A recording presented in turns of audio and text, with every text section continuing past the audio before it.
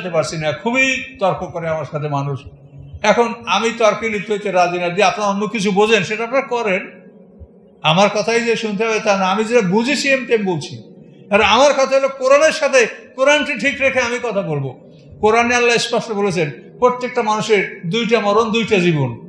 তাহলে আমাদের এই জীবন চলছে, পিছনে একটা মরণ গেছে, সামনে মরবো, তাহলে দুইটা মরণ, দুইটা জীবন। এই জীবন আছে, হাসরের ময়দানে আবার দ্বিতীয় জীবন শুরু হবে।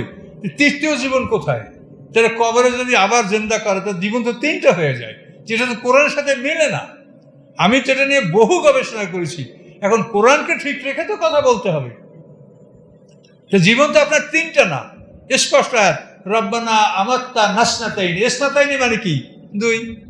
ওয়াহিয়াইতা নাসনাতাইনি, আপনি দুবার মৃত্যু দান করেছেন, দুবার আপনি আমাকে জীবন দান করেছেন। এই দুটা হলো জীবন আর মরণ, দুটা। এখন জীবন, সামনে আর একটা জীবন। পিছনে একটা মরণ গেছে, আদম আলাইহিস সালামের পিঠ থেকে বের হয়ে আল্লাহকে সাক্ষী দিয়ে আমরা মরেছি, সেই মরণ গেছে, মরণ থেকে জীবন, জীবনের সামনে মরণ। তা দুইটা মরণ, দুইটা জীবন, সেখানে আপনি তিনটা বানাবেন কি করে?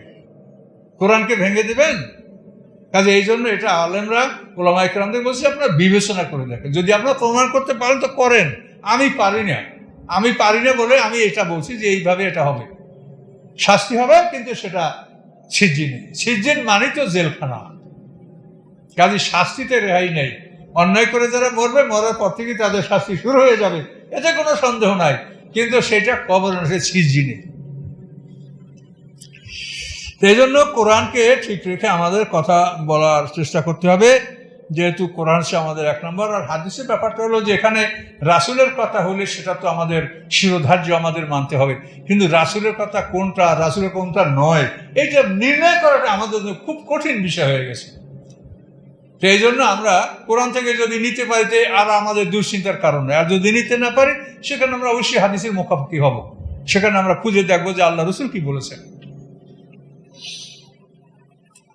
আচ্ছা, আল্লাহ বলেন সুম্মেদা দাকুম দাওয়াতাম আদে সুম্মা আনতুম তাখরুজুন। এরপর যখন তোমাদেরকে ডাকা হবে জমিন থেকে যে বেরিয়ে আসো, তখন তোমরা সব জমিন থেকে বেরিয়ে আসবে। তার কারণ ইল্লিন সিজিন ভেঙে আমরা সিঙ্গার ফুৎকার শুরু হওয়ার সাথে সাথে আমরা কিন্তু ওই জায়গাটা ত্যাগ করে এই যে বিচারের মাঠ, বিচারের দিন, এই দিনের মধ্যে আমরা ঢুকে যাচ্ছি, যেটাকে মালিক ইয়াউমিদ দিন বলা হয়েছে।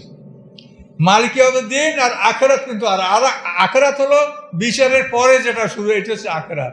আর মালিক ইয়াউমিদ দিন যে বিচারের দিন, এটা একটা আলাদা ফাংশন। এই 120 বছরে কারো শাস্তিও হবে না, কারো শান্তিও হবে না, সবাই শুধু গড়া ভাঙ্গা